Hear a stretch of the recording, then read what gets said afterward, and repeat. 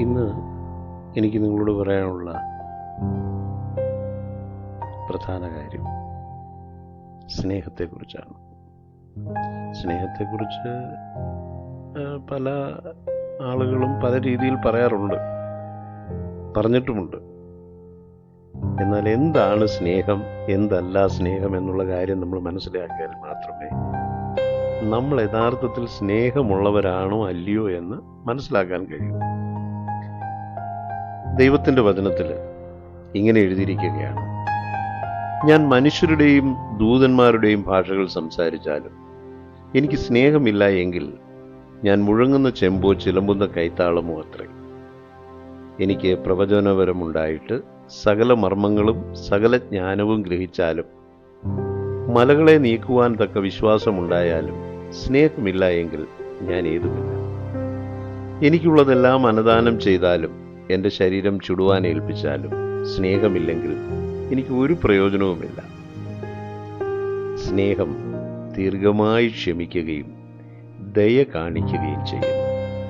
സ്നേഹം സ്പർദ്ധിക്കുന്നില്ല, സ്നേഹം നിഗളിക്കുന്നില്ല, ചീർക്കുന്നില്ല, അയോഗ്യമായി നടക്കുന്നില്ല, സ്വാർത്ഥം അന്വേഷിക്കുന്നില്ല, ദേഷ്യപ്പെടുന്നില്ല, ദോഷം കണക്കിടുന്നില്ല, അനീതിയിൽ സന്തോഷിക്കാതെ സത്യത്തിൽ സന്തോഷിക്കുന്നു, എല്ലാം പൊറുക്കുന്നു, എല്ലാം വിശ്വസിക്കുന്നു, എല്ലാം പ്രത്യാശിക്കുന്നു, എല്ലാം സഹിക്കുന്നു.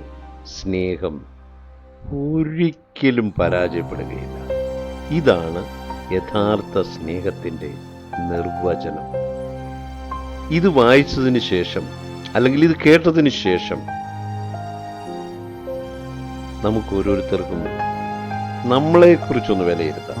ഞാൻ യഥാർത്ഥ സ്നേഹമുള്ള ഒരു വ്യക്തിയാണോ അല്ലയോ എന്ന് നമുക്ക് നമ്മളെ വിലയിരുത്താനായിട്ട് കഴിയും. അല്ലെങ്കിൽ ഇത് കൂടെ വായിച്ച് ആ ദൈവവചനത്തിൻ്റെ ശക്തിയാലും ദൈവവചനത്തിൻ്റെ സ്വാധീനത്താലും സ്നേഹത്തിൻ്റെ ആത്മാവിനാൽ നമുക്ക് നിറയാം.